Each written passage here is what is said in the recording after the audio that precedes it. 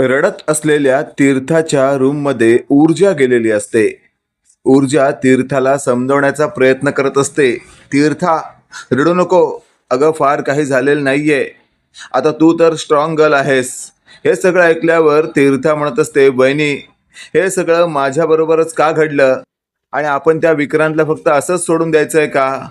त्यावर तीर्थाला आता ऊर्जा म्हणत असते, अजिबातच नाही. त्या विक्रांतला आपण असंच सोडायचं नाहीये, तर त्याला आपण कायद्याने शिक्षा करायची आहेच. हे वाक्य ऐकल्यावर तीर्था म्हणत असते, मग आपण त्याच्या विरोधात एकही पोलीस तक्रार अजूनही केलेली नाहीये का? तर तो एका आमदाराचा मुलगा आहे म्हणून. हे वाक्य ऐकल्यावर ऊर्जा म्हणत असते, तीर्था, असं अजिबातच नाहीये. एक गोष्ट लक्षात ठेव, कायदा हा कोणासाठीही लहान मोठा नाहीये, सगळ्यांसाठी समान आहे. त्यावर तीर्था म्हणत असते, मग वहिनी, आपण डिरेक्टली घरी का आलो? आपण इथून पोलीस स्टेशनमध्ये तक्रार करायला का गेलो नाही? त्यावर ऊर्जा म्हणत असते, अगं, आता यासाठीच मी तुझ्याकडे आली आहे. चल माझ्याबरोबर. आत्ताच्या आत्ता आपण त्या नालायक विक्रांतच्या विरोधात पोलिसात तक्रार नोंदवूया आणि त्याला तुरुंगात पाठवूया. हे वाक्य ऐकल्यावर आता तीर्था म्हणत असते, चल बहिणी. आणि अशातच आता तीर्था आणि ऊर्जा बेडरूम मधून बाहेर हॉलमध्ये आलेले असतात. तिथे विजया असते. विजया म्हणत असते, काय गे ऊर्जा, माझ्या मुलीला कुणीकडे घेऊन चाललीस तू? त्यावर विजयाला ऊर्जा म्हणत असते, काकू, खरं तर आम्ही पोलीस स्टेशनला चाललोय. हे वाक्य ऐकल्यावर विजया म्हणत असते, पोलीस स्टेशनला का? आणि तू तीर्थाला का घेऊन चालली आहेस? त्यावर ऊर्जा म्हणत असते, काकू, कारण तीर्थावर अन्याय झाला आहे आणि तीर्था तिथे पोलीस स्टेशनमध्ये हवी FIR करताना. हे वाक्य ऐकल्यावर विजया म्हणत असते, तू यांच्याशी बोललीस का? त्यावर ऊर्जा म्हणत असते, मला या संदर्भात कुणाशीही बोलायची गरज वाटत नाही. हे वाक्य ऐकल्यावर विजया म्हणत असते, ऊर्जा, स्वतःला जास्त शहाणी समजू नको. तीर्था आमची मुलगी आहे आणि तिच्याबरोबर काय करायचं आणि काय नाही हे आम्ही ठरवणार. तेवढ्यात आपण पाहतोय आता ऊर्जा म्हणत असते, काकू, चुकताय तुम्ही. आणि अशातच आता तिथे शौर्य आलेला असतो. शौर्य म्हणत असतो, चल ऊर्जा. आणि अशातच आता विजया म्हणत असते, अरे वा, म्हणजे तू माझ्या मुलाला देखील तुझ्या बाजूने केलंयस. तर मला माहिती आहे, खूप आधीपासून तू त्याला तुझ्या बाजूने केलंयस, पण आत्ता हे तुझी नाटकं चालणार नाही या. तेवढ्यात हर्षवर्धन तिथे आलेला असतो. हर्षवर्धन विजयाला म्हणत असतो, काय झालंय विजया, असं का तोडून बोलतेस एकदम? त्यावर विजया म्हणत असते, बघा ना, या ऊर्जाने तर उच्छान मांडलाय. त्यावर हर्षवर्धन म्हणत असतो, म्हणजे? त्यावर विजया म्हणत असते, ती आता आपल्या तीर्थाला पोलीस स्टेशनमध्ये घेऊन चालली आहे त्या विक्रांत शिर्केच्या विरोधात तक्रार नोंदवायला. हे वाक्य ऐकल्यावर आता थेट हर्षवर्धन म्हणत असतो, मग काय चुकीचं आहे? आणि अशातच आता थेट विजया म्हणत असते, अहो, असं काय करताय? जरा तरी समजून घ्या. तुमच्या लक्षात येत नाहीये का? ती आमदाराच्या विरोधात जाऊन तक्रार नोंदवणार आहे. हे वाक्य ऐकल्यावर हर्षवर्धन म्हणत असतो, असं असेल ना, तर मी देखील माझ्या मुलीला या संदर्भात सपोर्टच करणार आहे. आणि अशातच आता हर्षवर्धन म्हणत असतो, जा तीर्था, तू तुझ्या वहिनी आणि दादाबरोबर जाऊ शकतेस. तुम्ही तिघांनी जा. मी देखील माझं काम आटपून तिथे येतो. असं ऐकल्यावर आता विजयाला एकदमच वेगळं वाटलेलं असतं. विजया म्हणत असते, वा, तुम्ही तर तुमच्या पद्धतीने जगताय. मला मागे मागे असं दाखवता की तुम्ही ऊर्जाच्या विरोधात आहे, पण आत्ता तुम्ही सबशेली तिला सपोर्ट करताय. का असं वागताय तुम्ही? माझी किंमत तुम्ही करतच नाही.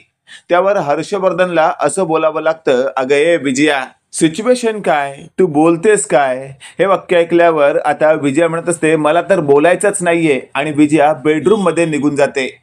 आणि अशातच आता हर्षवर्धन म्हणत असतो, तुम्ही वा पुढे. ऊर्जा, तीर्था, शौर्य तिघही घराबाहेर पडतात. तेवढ्यात आपण पाहतोय आता आमदार शिर्केचा हर्षवर्धनला फोन येतो.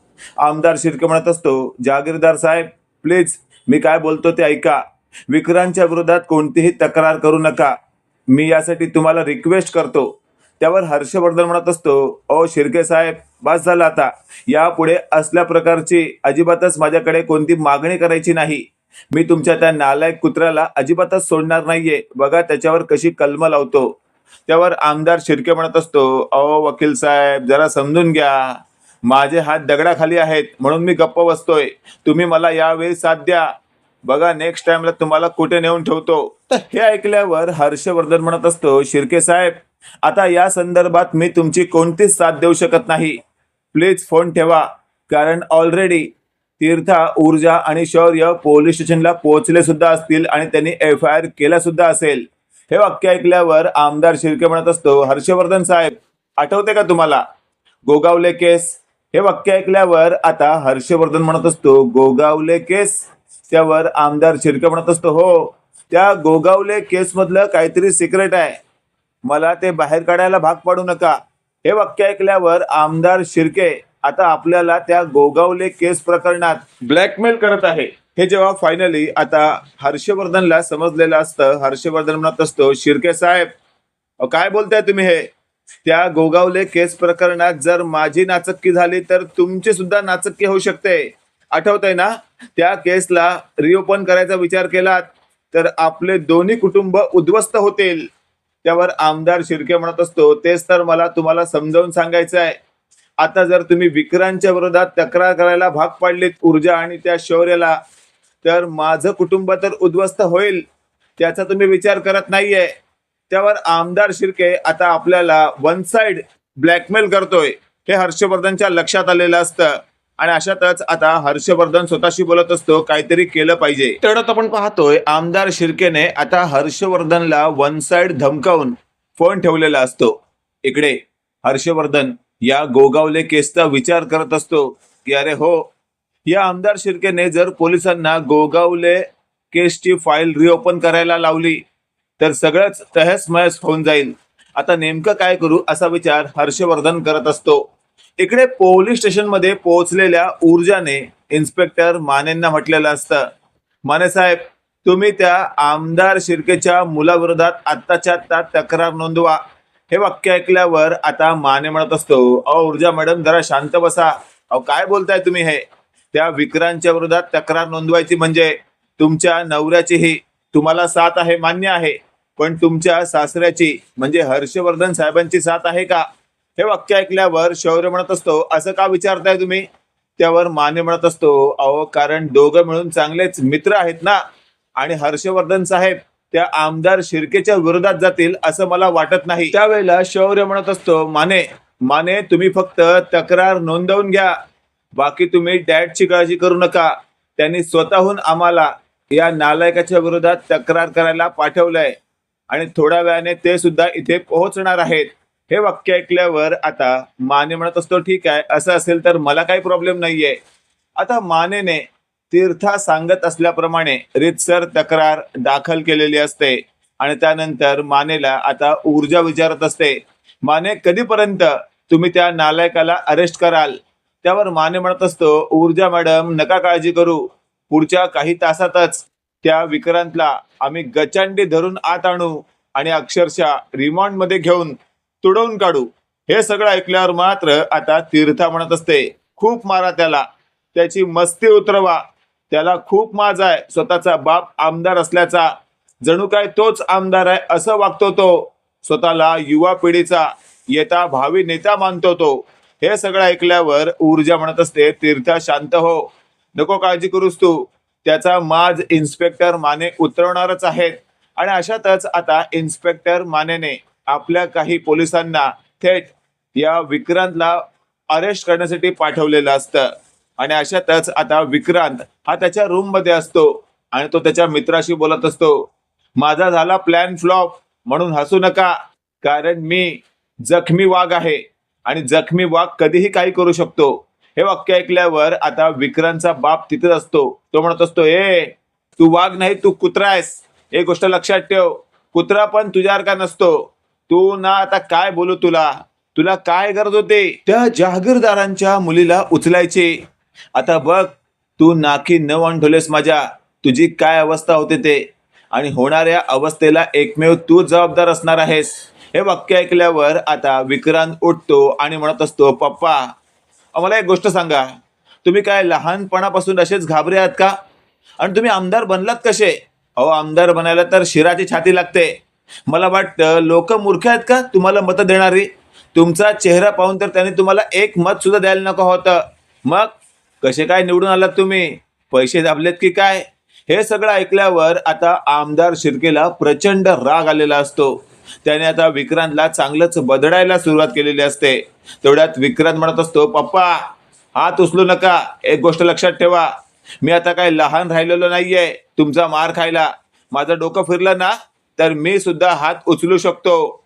हे वाक्य ऐकल्यावर आमदार शिर्के म्हणत असतो, अच्छा, म्हणजे बापाची पॅन्ट आणि बापाचं शर्ट घालण्याच्या उंचीचा झालास तर तू काय बापाला मारणार का रे? आणि अशातच आपण पाहतोय मागून पोलीस म्हणत असतात, माफ करा आमदार साहेब, पण आम्हाला आत्ताच्या आत्ता तुमच्या या नालायक कुत्र्याला आता उचलावीच लागेल. हे वाक्य ऐकल्यावर आता विक्रांत म्हणत असतो, ए मानेच्या माणसांनो, तुम्हाला काय मा झालाय का? आमच्या घरात नॉक करून यायचं असतं, डिरेक्टली कसा आलात तुम्ही? त्यावर लगेचच आता तिथे असलेल्या प्रमुख इन्स्पेक्टरने आपल्या 2 कॉन्स्टेबलला म्हटलेलं असतं, जा त्याचं काही ऐकू नका, त्याला धरा आणि खेचत फरफटत आपल्या गाडीत नेऊन टाका. हे वाक्य ऐकल्यावर आता आमदार शिर्के म्हणत असतो, अ इन्स्पेक्टर काय चाललंय हे?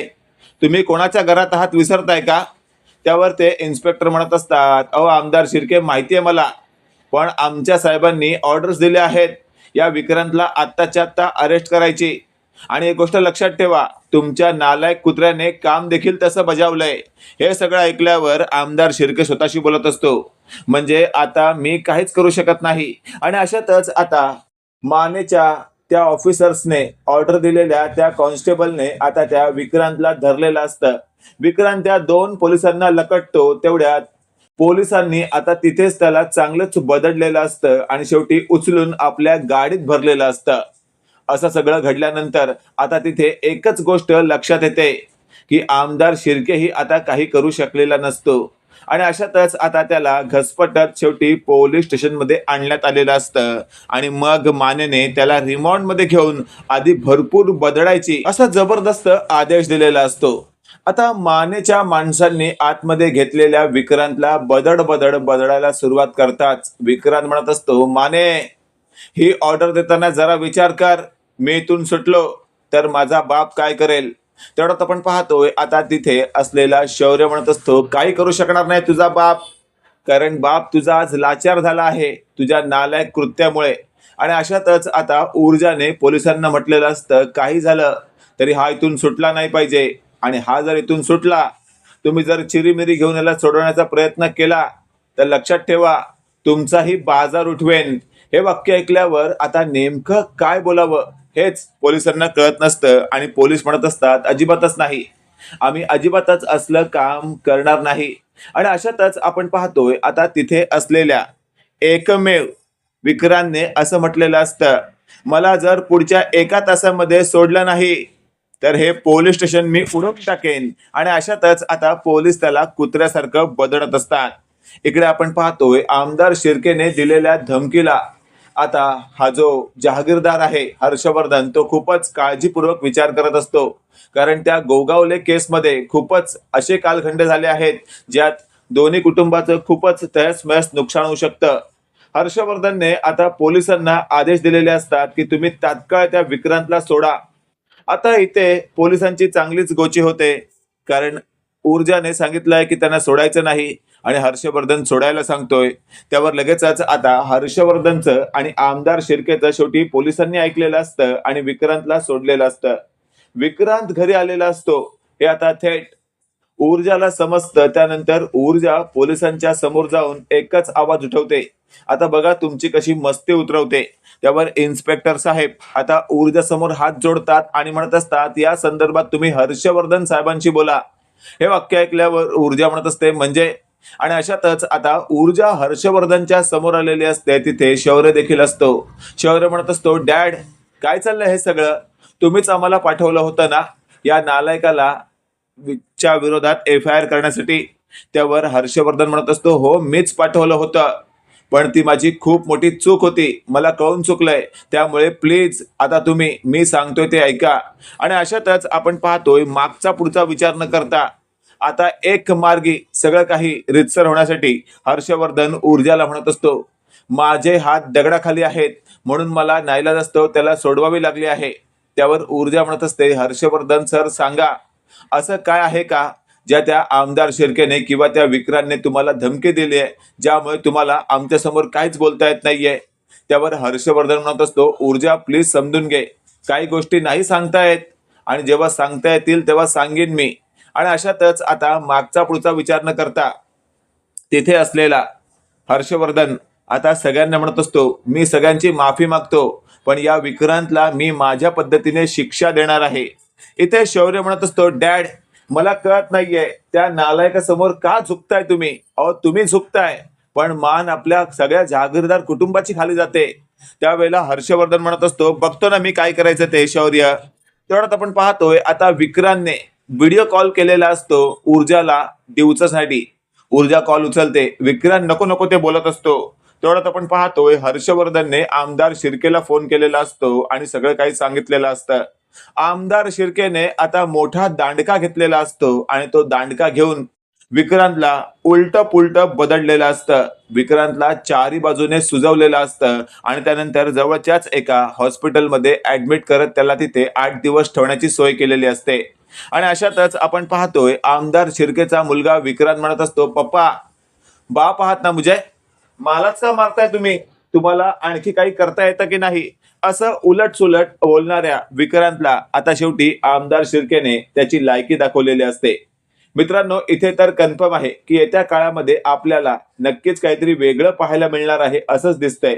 बाकी तुम्हाला आजचा भाग हा नेमका कसा वाटला कमेंट करून नक्की कळवा. आणि असेच नवनवीन अपडेट पाहण्यासाठी व्हिडिओला लाईक आणि चॅनलला नक्की सबस्क्राईब करा. धन्यवाद.